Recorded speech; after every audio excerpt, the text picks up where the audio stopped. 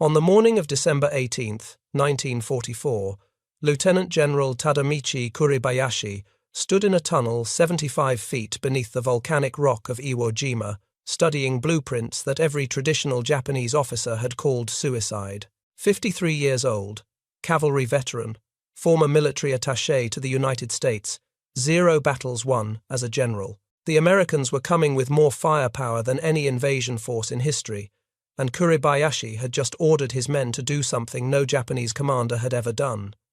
He ordered them not to fight, not on the beaches, not in banzai charges, not in any way that resembled Japanese military doctrine. His superiors in Tokyo called his defensive plan cowardice. His own colonels called it dishonor. When he had presented his strategy to Imperial General Headquarters 3 months earlier, one staff officer said the plan read like it was written by an American. Kuribayashi thanked him. That officer did not understand it was a compliment. The Japanese High Command expected Kuribayashi to defend Iwo Jima the same way every other island had been defended.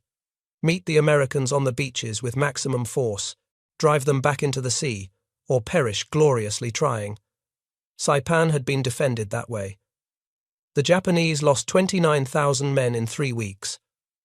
Guam had been defended that way. The Japanese lost 18,000 men in 3 weeks. Peleliu had been defended that way. The Japanese lost 10,000 men in over 2 months. Every island defense followed the same doctrine. Immediate counterattack, banzai charges at night, death before surrender. And every island defense ended the same way. Total defeat in weeks, sometimes days. Kuribayashi had watched these islands fall while serving on the Imperial General Staff. He had studied the casualty reports, read the after-action assessments, analyzed what remained of Japanese defensive positions after American bombardment. He reached a conclusion that would have gotten him court-martialed if he had said it aloud. Japanese tactics were designed to lose. They were designed for an enemy that fought the way Japan fought, with comparable firepower and industrial capacity. They were not designed for an enemy with unlimited artillery, unlimited air support, and unlimited replacement troops. They were not designed for America. Kuribayashi knew this because he had spent 2 years in America, and he understood what his fellow officers refused to accept. America was not like other nations. It did not fight wars the way other nations fought wars. Kuribayashi had arrived in Washington in January of 1928 as deputy military attaché. He was 36 years old, a cavalry officer with no combat experience and very little English. The assignment was meant to be a career placeholder, 2 years of diplomatic functions and intelligence gathering before returning to a regiment command in Manchuria. Instead, those 2 years changed everything Kuribayashi believed about warfare. He traveled across the United States, from the Atlantic to the Pacific, from the Canadian border to the Mexican border. He visited factories in Detroit, oil fields in Texas, farms in Iowa, steel mills in Pennsylvania. He attended maneuvers at Fort Bliss where American cavalry units trained with tanks and armored cars.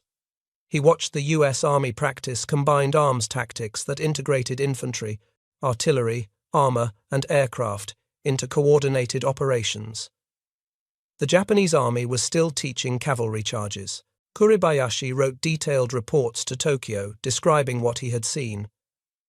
American industrial capacity was beyond anything Japan could match. American logistics were beyond anything Japan could imagine. American firepower was beyond anything Japanese doctrine accounted for. The reports were filed and ignored. Kuribayashi returned to Japan in 1930 with a conviction that shaped the rest of his military career. Japan must never fight America. If Japan fought America, Japan would lose. Not might lose, would lose. The industrial disparity was too large, the geographical disadvantage too severe, the logistical challenge too overwhelming. Kuribayashi said this privately to fellow officers. Some agreed quietly. Most thought he was a defeatist. One colonel reported him to the Kempeitai, the military police. Kuribayashi was reprimanded and transferred to a training command in northern China. For the next decade, Kuribayashi commanded cavalry units in Manchuria and China. He was a competent officer, respected by his men, but not particularly distinguished. He rose through ranks slowly, making colonel in 1936, major general in 1941, When Japan attacked Pearl Harbor in December of 1941, Kuribayashi was commanding the Imperial Guards Division in Tokyo. He did not celebrate. He told his wife that Japan had just signed its own surrender.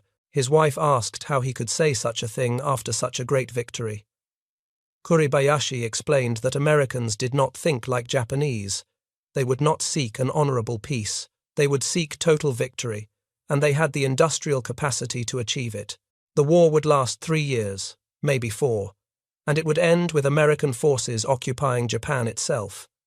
His wife asked if he truly believed that. Kuribayashi said he had seen Detroit. Over the next 3 years, Kuribayashi watched his prediction come true. Midway, Guadalcanal, Tarawa, Kwajalein, Saipan, Guam, Peleliu. Every battle brought American forces closer to Japan. Every battle demonstrated that Japanese tactics were obsolete. In May of 1944, Kuribayashi received orders to report to Tokyo. Imperial General Headquarters had a new assignment. Kuribayashi would take command of the 109th Division and all naval forces on Iwo Jima. His mission was to defend the island. He was given no timeline, no reinforcement schedule, no evacuation plan. The orders were clear. Hold Iwo Jima as long as possible. Kuribayashi knew what that meant. Hold until everyone is gone, then go yourself. Iwo Jima was an 8-square-mile volcanic rock, 750 miles south of Tokyo. The island had 3 airfields, which made it strategically valuable. Japanese fighters operating from Iwo Jima could intercept American B-29 bombers flying from the Marianas to bomb Japan. American fighters operating from Iwo Jima could escort those same bombers all the way to Tokyo. Whoever controlled Iwo Jima controlled the air war over Japan. The island was impossible to defend by conventional means. No harbor, no natural barriers, beaches on all sides, dominated by Mount Suribachi, a 554-foot extinct volcano on the southern tip. Every previous island defense had positioned the main force near the beaches to drive invaders back into the sea. Kuribayashi arrived on Iwo Jima in June of 1944 and immediately ordered the opposite. No defenses on the beaches, no troops positioned to repel the landing, no counterattack within the first 24 hours. His officers were horrified. Colonel Nishi, a former Olympic gold medalist in equestrian, demanded to know how they would stop the Americans if not on the beaches. Kuribayashi explained they would not stop the Americans. Not on the beaches, not anywhere. The Americans would land. They would establish a beachhead. They would bring tanks, artillery, and flamethrowers ashore. Trying to stop this was pointless. Trying to stop this was how every other island had been lost in 3 weeks. Kuribayashi had a different plan. If they could not stop the Americans from landing, they would make the Americans pay for every yard of ground. Not in days, in months. Not in hundreds of casualties, in thousands. This required abandoning every principle of Japanese military doctrine. No banzai charges. Banzai charges allowed Americans to destroy Japanese forces with artillery and machine gun fire. No suicidal attacks. Suicidal attacks wasted men without inflicting equivalent American casualties. No fighting from fixed surface positions. Surface positions could be destroyed by naval gunfire and airstrikes. Instead, Kuribayashi ordered his engineers to dig. Not trenches, tunnels. Miles of tunnels connecting hundreds of reinforced caves and bunkers, all underground, all invisible from the air or sea, all designed to survive sustained bombardment. The plan was to turn Iwo Jima into a fortress that existed entirely beneath the surface. American ships could bombard for weeks and hit nothing important. American planes could drop bombs for months and destroy nothing critical.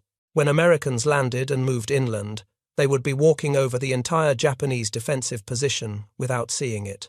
Then, from hidden firing positions, from camouflaged caves, from reinforced bunkers buried under volcanic rock, Japanese forces would open fire. Not to drive the Americans back, to inflict casualties, to slow the advance, to make every yard cost American lives. This was not Bushido. This was mathematics. Kuribayashi calculated that each day Iwo Jima held was one more day before American bombers reached Tokyo. Each week Iwo Jima held was one more week Japanese civilians had to prepare for invasion. Each American casualty was one less soldier available for the invasion of Japan. The mission was not to win. The mission was to delay, to hurt, to make America reconsider the cost of conquering Japan. His officers hated it. They argued that hiding in tunnels was cowardly. They argued that Japanese soldiers should die gloriously, not huddle underground. They argued that fighting the American way was dishonorable. Kuribayashi listened patiently, then issued orders that were not negotiable. Any officer who ordered a banzai charge would be relieved of command. Any soldier who left his position without orders would be disciplined. Any man who wasted his life without inflicting American casualties was failing his duty. Victory was not an option. Survival until relief arrived was not an option. There would be no relief. The mission was to delay American victory and inflict maximum casualties during that delay. Honor was in efficiency, not theatrics. Some officers accepted this, others did not. Kuribayashi relieved 3 battalion commanders in the first month for insubordination. He reassigned company commanders who continued to advocate for traditional tactics. He personally inspected every defensive position and rejected any that were visible from likely American approach routes. By September of 1944, Iwo Jima had over 11 miles of tunnels. The main tunnel network connected command posts, ammunition storage, field hospitals, troop barracks, and firing positions. Ventilation shafts provided air without creating visible openings.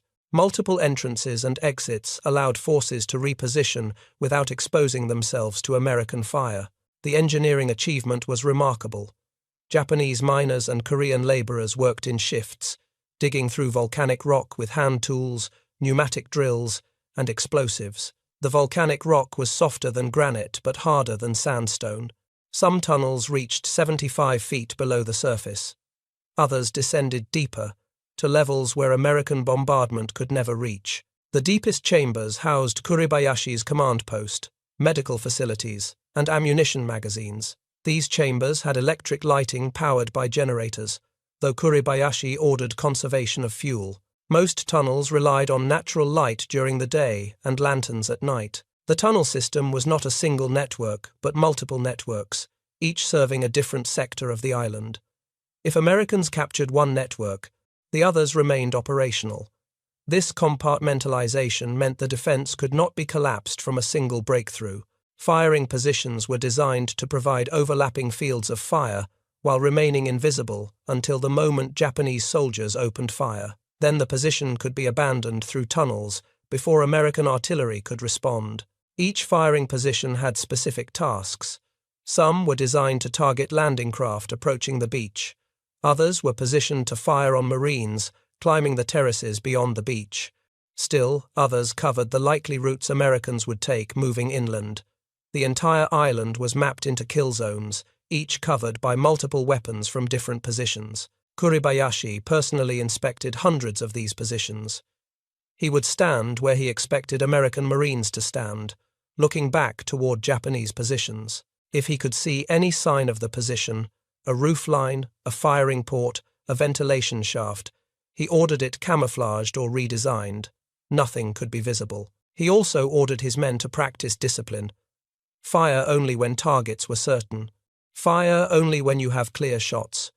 Do not fire if you will reveal your position without inflicting casualties. Conserve ammunition. Every round mattered. There would be no resupply. Kuribayashi also did something no previous island commander had done. He studied American tactics. He read captured Marine Corps field manuals. He interrogated prisoners from Saipan and Guam about American assault procedures. He analyzed American combined arms doctrine, understanding how infantry, armor, artillery, and air support coordinated during island assaults. The prisoners provided valuable intelligence. They described how Marines called for naval gunfire support when they encountered resistance. They explained how American tanks supported infantry advances. They detailed how American combat engineers cleared obstacles and fortifications. They described the coordination between ground forces and aircraft. Kuribayashi took notes on everything. He learned that American doctrine emphasized speed and momentum. Americans wanted to overwhelm defenses quickly, secure objectives rapidly, move to the next island. American commanders measured success in days, not weeks or months. This understanding shaped his defensive strategy. If Americans valued speed, he would create a defense that denied speed. If Americans relied on overwhelming firepower, he would create positions that firepower could not reach. If Americans expected quick victory, he would prepare for prolonged resistance. Then he designed defenses specifically to counter American tactics. Americans advanced behind rolling artillery barrages. Kuribayashi positioned his forces deep enough that artillery could not reach them. The tunnels provided protection. American artillery could destroy surface positions, but Japanese soldiers would be safely underground until the barrage lifted. Americans used tanks to break defensive lines.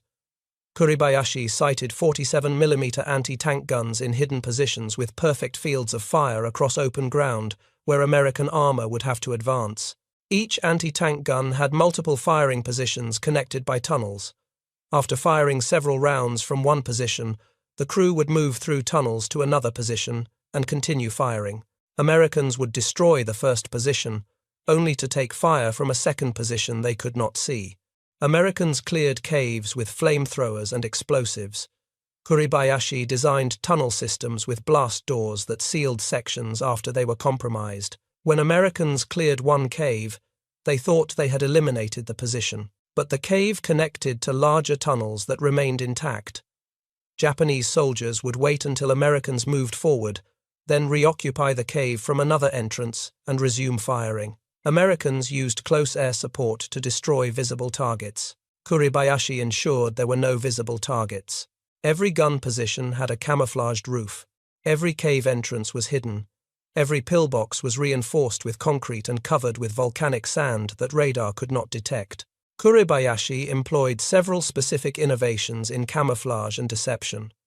Gun positions were built into natural features, rock formations that appeared unchanged from the air. Cave entrances were hidden behind curtains of vegetation or positioned in shadows that aerial photography could not penetrate. False positions were constructed to draw American fire away from real positions. These decoys appeared to be bunkers or gun emplacements, but were actually empty structures designed to waste American ammunition. When American ships bombarded these false positions, Japanese soldiers remained safely hidden in the real positions nearby. Artillery pieces were positioned on rails inside tunnels. Japanese gunners would roll the guns forward to firing positions, fire several rounds, then roll them back into the tunnels before American counter-battery fire could arrive. This mobile artillery tactic proved extremely effective. Americans would identify the position of Japanese artillery, direct naval gunfire at that position, and destroy empty ground while the actual guns sat safely in tunnels. Anti-aircraft guns were positioned inside caves, with firing ports just large enough for the barrel. From the air, these positions were invisible. American pilots could not see them until they opened fire, and by then the attacking aircraft was already in danger. Kuribayashi also employed deception in his use of mines and obstacles. He placed obstacles where they would channel American attacks into kill zones. Tank traps were positioned to force American armor into areas covered by anti-tank guns. Wire obstacles were placed not to stop Americans, but to slow them down while they were in range of Japanese weapons. In October of 1944, Kuribayashi wrote a letter to his wife. He told her he would not return from Iwo Jima. He told her his death was certain, but his death would have purpose. Every day Americans spent conquering Iwo Jima was one more day Japan had to prepare. He told her not to be sad. He was doing what needed to be done. His wife received that letter in November. By then, American forces had conquered the Philippines. The next target was obvious. If you want to see how an island defense designed by someone who understood American tactics performed against the most powerful invasion force in history, please hit that like button. It helps us share more forgotten stories like this. And please subscribe if you have not already. Back to Kuribayashi. In January of 1945, American intelligence estimated Japanese forces on Iwo Jima at 13,000 men. The actual number was 22,000. American intelligence identified fewer than 100 defensive positions from aerial reconnaissance. Kuribayashi had built over 1,500. American intelligence expected 2 weeks to secure the island. Kuribayashi had prepared for months. Beginning in December of 1944, American aircraft and naval forces conducted a 70-day bombardment campaign against Iwo Jima. Over 22,000 shells and bombs struck the island during this extended preparation. The final 3-day naval bombardment began on February 16, 1945. American cruisers, battleships, and destroyers concentrated fire on visible targets. When the bombardment ended on February 18th, American commanders believed most Japanese defenses had been destroyed. They believed Japanese forces were disorganized, demoralized, and incapable of sustained resistance. They were wrong. Kuribayashi had ordered his men to remain in the tunnels during the entire bombardment. Not one soldier was to return fire. Not one gun position was to reveal itself. Americans needed to believe the bombardment had worked. Americans needed to land feeling confident. On the morning of February 19, 1945, the first wave of Marines landed on the southeastern beaches of Iwo Jima. 70 boats carrying 1,400 Marines hit the beach at 9:02. No resistance, no gunfire. Marines moved inland, expecting immediate contact. Nothing. The beach was empty. Marines climbed the terraces beyond the beach, establishing the beachhead. Still nothing. After 30 minutes, some Marines thought the bombardment had actually worked. Others suspected a trap. At 9:35, Japanese forces opened fire, not from the beaches, from Mount Suribachi. From the high ground inland, from camouflaged positions the bombardment had never touched. Artillery, mortars, machine guns, anti-tank guns, all from positions Marines could not see, could not locate, could not suppress. The beach became a killing zone. Marines could not advance inland because of interlocking fire from hidden positions. They could not retreat because more landing craft were arriving behind them. They could not dig in because the volcanic sand collapsed into any hole deeper than 2 feet. Casualties mounted immediately. Within the first hour, American commanders realized this was not like other islands. The Japanese were not counterattacking. They were not wasting lives in banzai charges. They were fighting smart, from prepared positions, with coordinated fields of fire. By nightfall on February 19th, 30,000 Marines had landed. 2,500 were casualties. The beachhead was secured, but the advance inland had gained less than 700 yards. Marines had expected to reach the first airfield by the end of the first day. They had not. Kuribayashi had predicted this. His plan was working exactly as designed. Americans could land. Americans could establish their beachhead. But moving inland would cost them dearly. The casualties shocked American commanders. 2,500 men in one day was more than expected for the entire first week. The wounded overwhelmed medical facilities. Hospital ships offshore received hundreds of Marines with wounds from artillery fragments, machine gun fire, and the brutal hand-to-hand combat required to clear individual positions. Marines discovered that standard tactics did not work on Iwo Jima. On other islands, when Japanese positions opened fire, Marines would call for naval gunfire or airstrikes, destroy the position, and advance. On Iwo Jima, positions could not be seen until they fired. When Marines called for support and the bombardment arrived, the Japanese soldiers were already back in the tunnels. When the bombardment ended and Marines advanced, the same positions opened fire again. The volcanic sand created additional problems. Marines could not dig proper foxholes because the sand collapsed. They could not use sandbags effectively because the sand was too fine and too loose.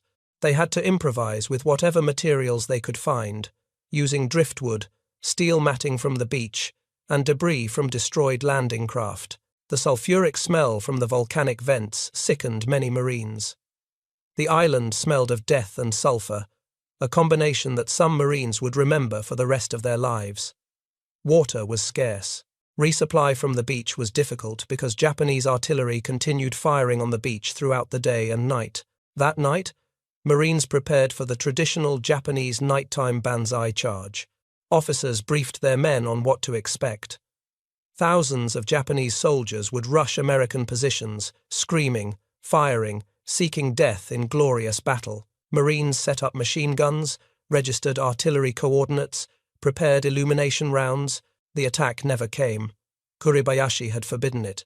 On February 20, Marines attacked toward Mount Suribachi. The advance covered 200 yards in 6 hours.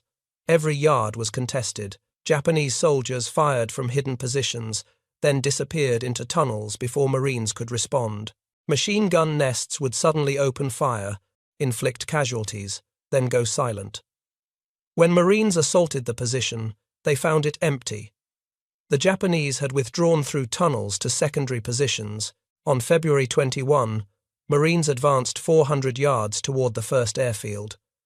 On February 22, they advanced 300 yards. On February 23, Marines reached the summit of Mount Kuribayashi and raised the American flag.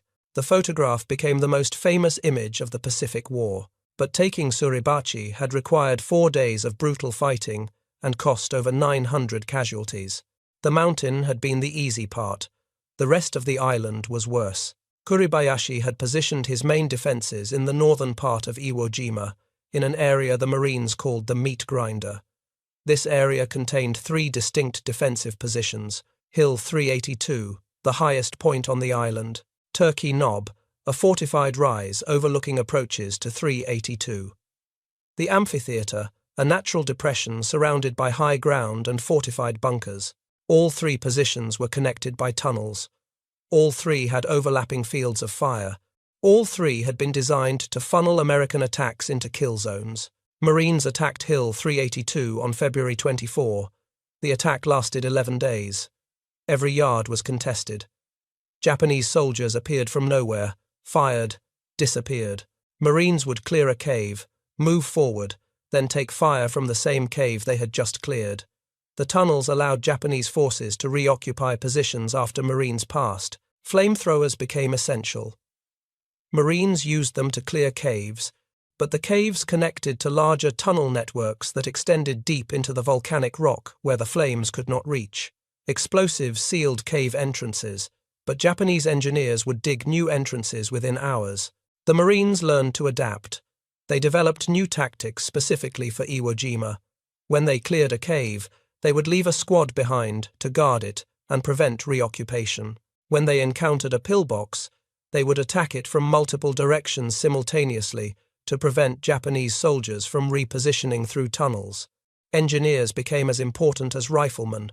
Combat engineers with explosives, flamethrowers, and bulldozers moved at the front of every advance. They would seal caves with explosives, collapse tunnel entrances with bulldozers, and use flamethrowers to force Japanese soldiers out of fortified positions. Tanks learned to work in close coordination with infantry. Tank commanders would spot targets that infantry could not see. Infantry would protect tanks from close-range attacks. Together, they developed tactics for destroying bunkers. A tank would fire directly into a bunker's firing port, while infantry assaulted from the sides with grenades and satchel charges. The fighting was brutal and exhausting. Marines operated under constant stress, never knowing when or where the next attack would come. Japanese soldiers would emerge from spider holes, individual hiding positions camouflaged to be invisible until a Marine stepped on them. They would emerge behind advancing Marines, fire, then disappear back into the hole before anyone could respond. Sleep was nearly impossible. Japanese infiltrators would probe American lines every night, not in mass banzai charges, but in small groups seeking to create chaos and inflict casualties. Marines slept in shifts, always maintaining full alert. The psychological strain was as severe as the physical danger. Every step forward could trigger a mine. Every cave could hide a dozen Japanese soldiers. Every rock formation could conceal a sniper. The constant tension, the inability to see the enemy, the knowledge that the enemy could see them, wore on even the most experienced Marines. On February 27, Marines captured the second airfield. They had been on Iwo Jima for 8 days. American commanders had predicted the island would be secured by then. Instead, fighting intensified. Kuribayashi personally commanded the northern defences. He moved through the tunnels, visiting forward positions, coordinating fire, repositioning forces. He prohibited waste. Every bullet needed to count. Every shell needed to inflict casualties. Soldiers who fired wildly were disciplined. Soldiers who held fire until targets were certain were praised. This was not traditional Japanese military culture. Traditional culture valued aggression, spirit, willingness to die. Kuribayashi valued effectiveness. He told his men their lives mattered only to the extent they inflicted American casualties. Dying accomplished nothing. Inflicting casualties accomplished everything. Kuribayashi shared the hardships of his men. He slept in the tunnels. He ate the same rations. When water became scarce, he received no more than any soldier. His staff wanted to give him better accommodations, but he refused. If his men suffered, he would suffer with them. He wrote letters to his family throughout the battle, though he knew they would never be delivered. In these letters, he expressed no regrets about his tactics. He explained that he was fighting not for victory, but for time. Every day American forces spent on Iwo Jima was one more day Tokyo had to prepare for invasion. Every American casualty was one less soldier who would land on Japan's beaches. He also wrote about his understanding of America. He told his wife that Americans were not the demons Japanese propaganda portrayed. They were ordinary men fighting for their country, just as Japanese soldiers were. He respected their courage and their professionalism. He wished circumstances allowed for peace rather than war. But since war had come, he would fight it as effectively as possible. As the battle progressed and the defensive perimeter shrank, Kuribayashi made difficult decisions about allocating resources. Some positions received reinforcements, others were ordered to fight with what they had. Some units were pulled back to stronger positions, others were told to hold until destroyed. Every decision was calculated to maximize American casualties while preserving Japanese combat effectiveness as long as possible. By mid-March, the situation was hopeless. American forces controlled most of the island. Japanese forces were compressed into a small pocket in the north. Ammunition was running low. Water was gone. Medical supplies were exhausted. Wounded soldiers lay in the tunnels with no treatment available. Food supplies were nearly depleted. Kuribayashi refused to surrender. Surrender was not an option he considered, not because of honor or tradition, but because his mission required continued resistance. As long as even a small force continued fighting, American forces had to remain on Iwo Jima. Resources committed to Iwo Jima could not be used elsewhere. He prepared for the end methodically. He destroyed documents that might provide intelligence to Americans. He distributed remaining ammunition to positions that could still fight effectively. He released soldiers from their duties if they chose to attempt escape, though he knew escape was impossible. Most chose to stay and fight. American forces adapted their tactics. They brought forward more flamethrowers, more demolition teams, more close air support. They developed specialized techniques for clearing fortified positions, Bangalore torpedoes to blow bunker entrances, satchel charges to collapse tunnel sections, napalm to burn out cave networks. Progress continued, but slowly. On March 3, American forces captured the 3rd Airfield. On March 9, Marines reached the northern coastline, splitting Japanese defenses. On March 16, the 5th Marine Division crushed its last pocket of organized resistance, but fighting continued across the island for another 10 days. Kuribayashi remained in command until the end.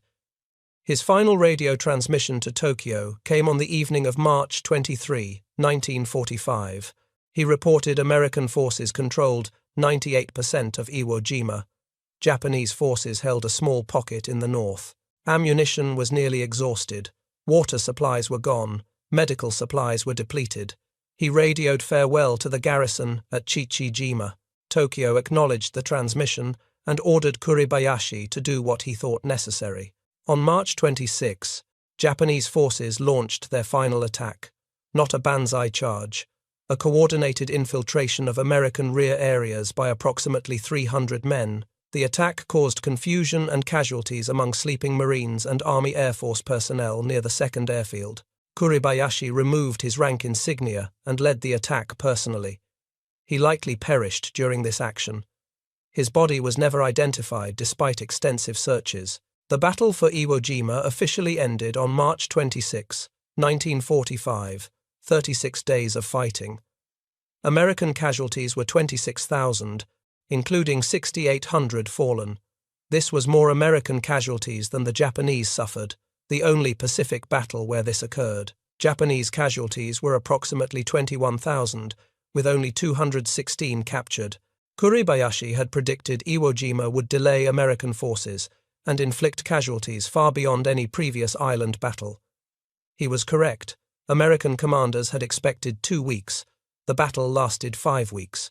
American commanders had expected light resistance after the bombardment. Instead, they encountered the most sophisticated defensive system in the Pacific War.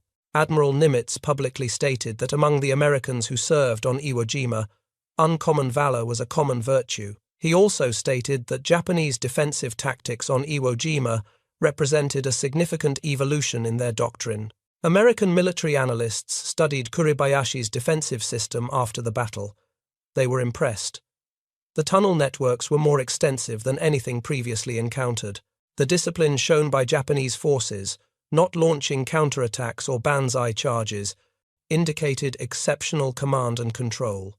The integration of terrain, fortification, and tactics demonstrated professional military competence rarely seen in Japanese island defenses.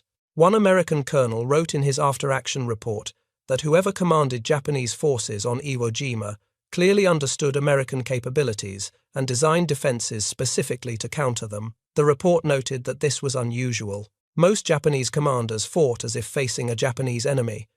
The Iwo Jima commander fought as if he had studied American tactics in detail. The Marine Corps commissioned multiple studies of the Iwo Jima campaign. These studies examined what worked and what did not work. They analyzed casualties by type of wound, by location, by date. They studied the effectiveness of different weapons. They evaluated tactics and procedures. Several conclusions emerged. First, intelligence had failed to identify the extent of Japanese fortifications. Aerial reconnaissance could not detect underground positions. Better intelligence methods were needed for future operations. Second, the standard 3-day naval bombardment was insufficient against fortified positions. Marine commanders had requested 10 days. They received 3. The inadequate bombardment allowed most Japanese defenses to survive intact. Future operations would require extended bombardments or acceptance of higher casualties. Third, specialized equipment was essential. Flamethrowers, demolitions, and armored bulldozers proved more effective than rifles and grenades against fortified positions. Infantry needed better training and more equipment for this type of warfare. Fourth, the close coordination between infantry, armor, artillery, and air support improved throughout the battle. Early in the campaign, coordination was poor. By the end, units were working together effectively. This coordination needed to be trained and practiced before future operations, not learned during combat. Fifth, casualties among junior officers and non-commissioned officers were extraordinarily high. These leaders were at the front of every advance, exposing themselves to greater danger. Their losses degraded unit effectiveness. Better tactics were needed to preserve leadership while maintaining aggressive operations. The studies also examined Japanese tactics. American analysts recognized that Kuribayashi had created an exceptionally effective defensive system. His emphasis on inflicting casualties rather than holding terrain was noted. His prohibition on banzai charges was recognized as professionally sound.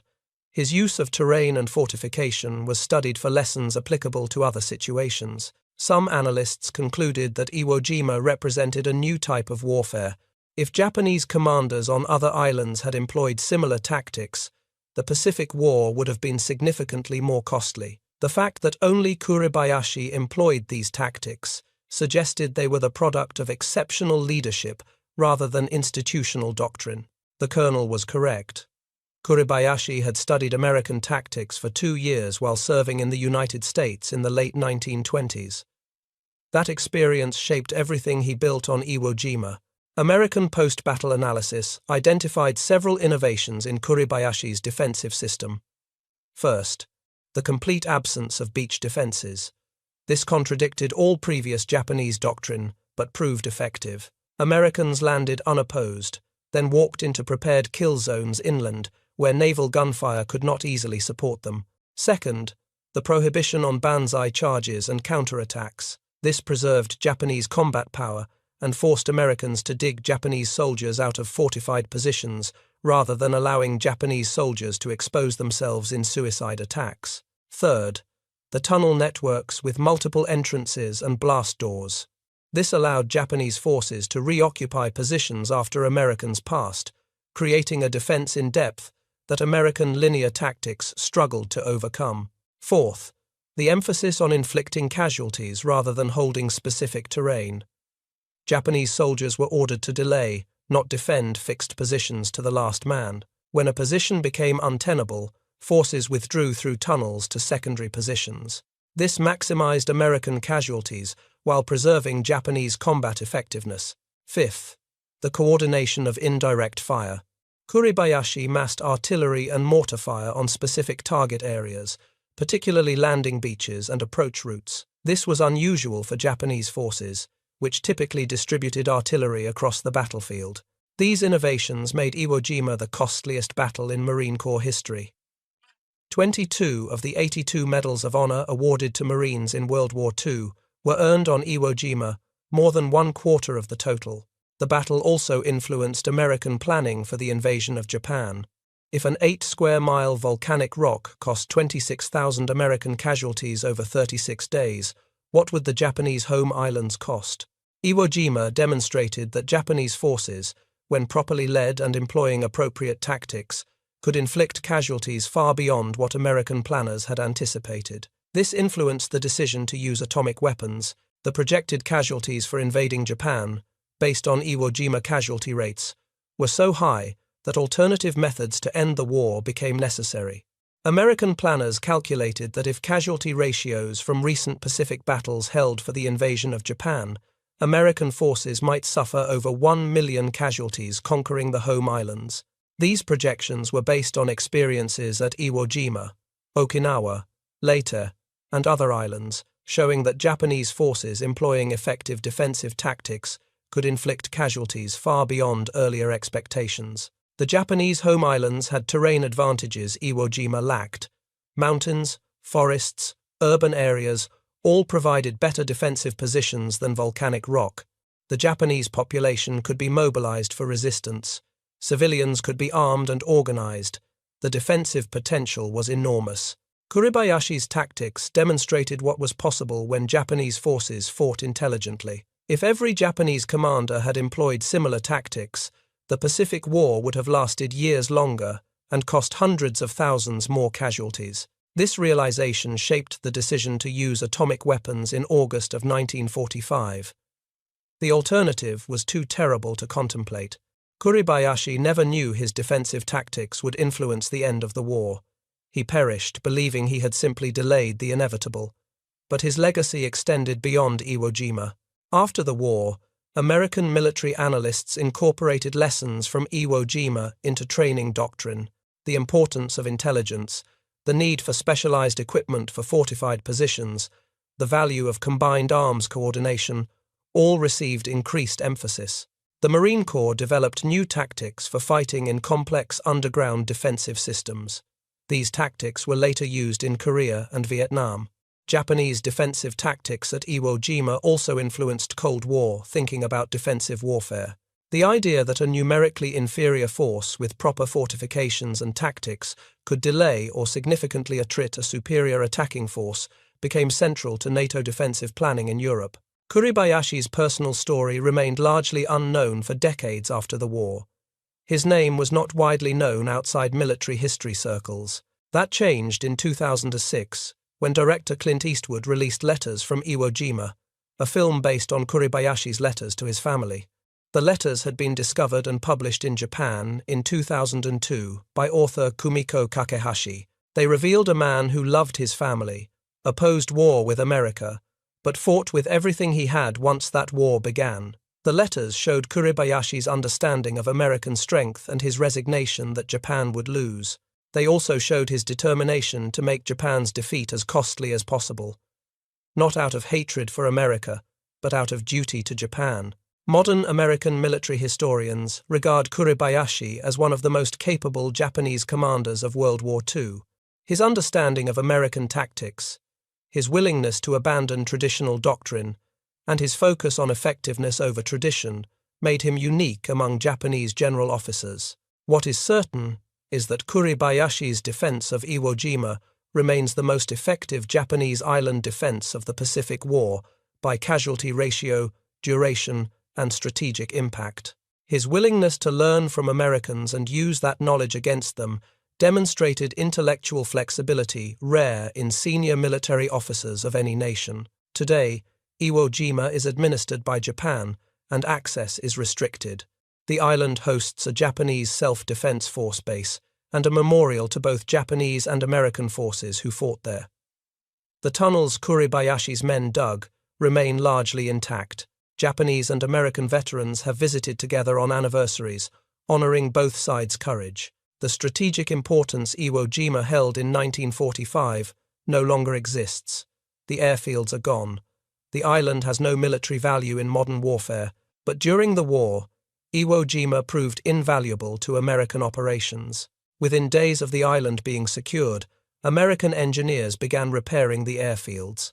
By early April, B-29 bombers were using Iwo Jima as an emergency landing site. Over the remaining months of the war, over 2,200 B-29s made emergency landings on Iwo Jima. These aircraft carried nearly 25,000 crewmen. Without Iwo Jima, many of these aircraft and crews would have been lost. Fighter escorts also operated from Iwo Jima. P-51 Mustangs based on the island could escort bombers all the way to Tokyo and back. This fighter protection significantly reduced bomber losses over Japan. The bombing campaign became more effective and less costly, with Iwo Jima providing fighter cover and emergency landing capability. The human cost of taking Iwo Jima was terrible. 26,000 American casualties, 6,800 dead, but the island provided emergency landing capability and fighter support that proved invaluable to the strategic bombing campaign. The decision to invade Iwo Jima was militarily sound, even knowing the cost. The lessons learned there remain relevant. The battle demonstrated that tactics matter more than numbers, that understanding your enemy matters more than courage, and that well-designed defenses can multiply the effectiveness of limited forces. Kuribayashi proved that an island everyone said was indefensible could be defended if the defender understood the attacker better than the attacker understood himself. He had spent 2 years studying America, traveling its cities, watching its factories, training with its army. When he designed Iwo Jima's defenses, he knew exactly what he was defending against: American firepower, American logistics, American combined arms tactics. He designed every tunnel, positioned every gun, planned every defensive position to counter specific American capabilities. The result was a battle that should have lasted 2 weeks and instead lasted 5. A battle American planners expected would cost a few thousand casualties and instead cost 26,000. A battle that demonstrated the limits of material superiority when faced with intelligent defensive design. If this story moved you the way it moved us, do me a favor and hit that like button. Every single like tells YouTube to show this story to more people. Hit subscribe and turn on notifications. We are rescuing forgotten stories from history every single day. Stories about military leaders who proved themselves through intelligence and preparation. Real people, real history. Drop a comment right now and tell us where you are watching from. Are you watching from the United States, Japan, Canada, or Australia? Our community stretches across the world. You are not just a viewer. You are part of keeping these memories alive. Tell us your location. Tell us if you knew about Kuribayashi before this video. Just let us know you are here. Thank you for watching, and thank you for making sure General Kuribayashi does not disappear from history. These leaders deserve to be remembered for their competence and their courage, and you are helping make that happen.